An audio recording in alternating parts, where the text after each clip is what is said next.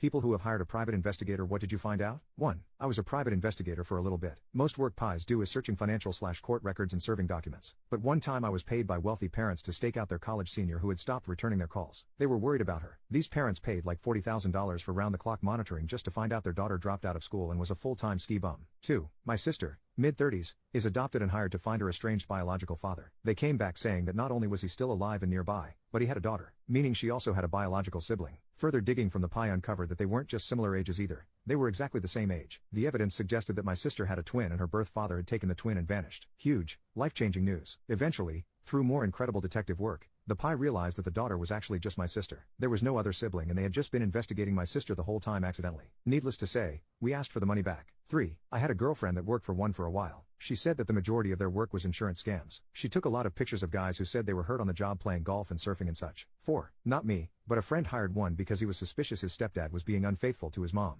So, he asked me, and I put him in contact with a guy I knew. At 15, when my friend's mom and stepdad started dating, my friend gave the typical "you hurt her, you're dead" speech. Also, his bio dad walked out on him and his sister when my friend was like 4. It took a while, but my friend warmed up to the guy and he's a good guy. Anyways, the pie said he wasn't cheating. Apparently there was a house on the market that my friend's mom wanted, and he bought it. He had been remodeling it for some time and he kept it a secret. As a 5-year anniversary gift to her, he bought it. Anyways, they live in a 5-bed house. 5. My story is a little different. I had a pie investigate me. About 6 years ago I became very ill with a variety of issues that left me really quite poorly. I was an optician and so using my hands with arthritis was just never going to be a plan. So I applied for UK disability support. I sailed through and started receiving a monthly amount. Now, fast forward a few years, I then start getting restless at home so I retrain into a job that doesn't involve my hands. I stop receiving money, except for the benefit you can get while you work. I use it for paying a better automatic car off. Well, my very nasty mother's friend saw me start work and called the benefits office, assuming I was still claiming. Unfortunately, she exaggerated and told them I was living a normal life and even running daily. So the benefits office filmed and watched me. They thought they had an aha, gotcha moment. Their pie provided photos of me walking unaided. When I sat in the meeting,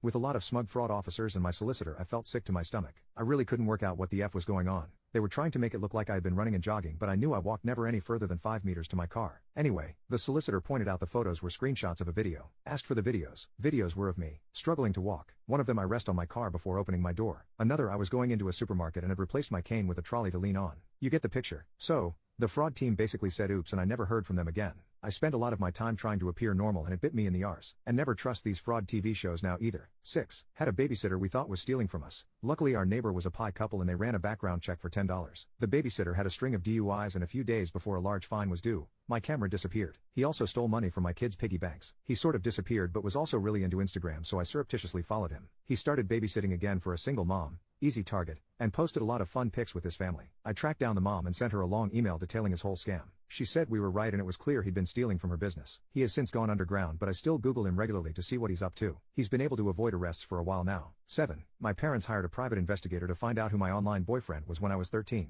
The pie came back and told us he was just a fat-ass 13-year-old. 8. My grandmother's first boyfriend after my grandfather died said he was a retired cop and a veteran. They enjoyed dancing to country music together, and bought a new car, in her name though, even though she can't drive anymore. My uncle hired a pie. Turns out, that old bastard had a habit of shacking up with widows and bleeding them dry. 9. My mother's dad walked out on mom, my aunt, and my grandmother when mom was just 5. A few years later, my grandmother died of a grand mal seizure. Mom was taken in by her grandparents, but she always wondered why her dad left and what became of him. In her 40s, she saved up a bit and hired a pie to track him down. Turns out he moved over time from Pittsburgh to California where he wound up in prison for armed robbery and so other violent crimes. He died in San Quentin Penitentiary. I think mom got a lot of closure out of that. She was able to see that life would have most likely been even worse had he stayed. At least living with her grandparents, she was loved and raised to fulfill her potential.